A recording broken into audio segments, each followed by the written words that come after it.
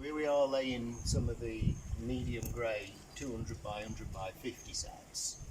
These ones have been tumbled, and this is just to show some of the more, let's say, elaborate designs that you can achieve with the sets. Now, these particular clients, they wanted a circular area in the middle, and then they wanted sort of a sun ray effect with the rays coming out from the central circle. So we're trying to lay all the sets that are slightly tapered, with obviously the wider end the furthest point away from the central circle area.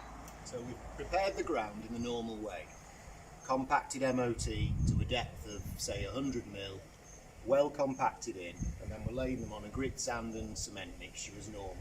Not too wet, not too dry, just so there's a bit of give in it to accommodate for the variation in sizes with the sets. So when the ground's been prepared, we'll just pop our set on. I'm using a 2.5 pound lump hammer. You know, the sets can tolerate it. Just tap them into place.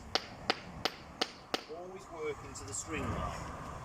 So we laid the edging stones in first and cemented those in.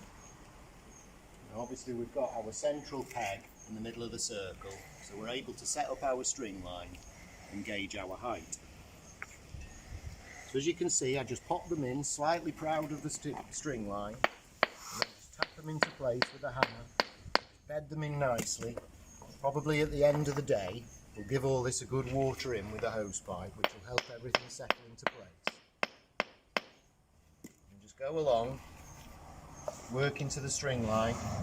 Now there may be times when there's too much water underneath or not enough. You know, if I come to a particularly thin or fat set, in that instance, we just affect the mortar with a bucket trowel just to get it to the right height. Drop the set in, slightly proud of the string line, and then just tap it into place like so.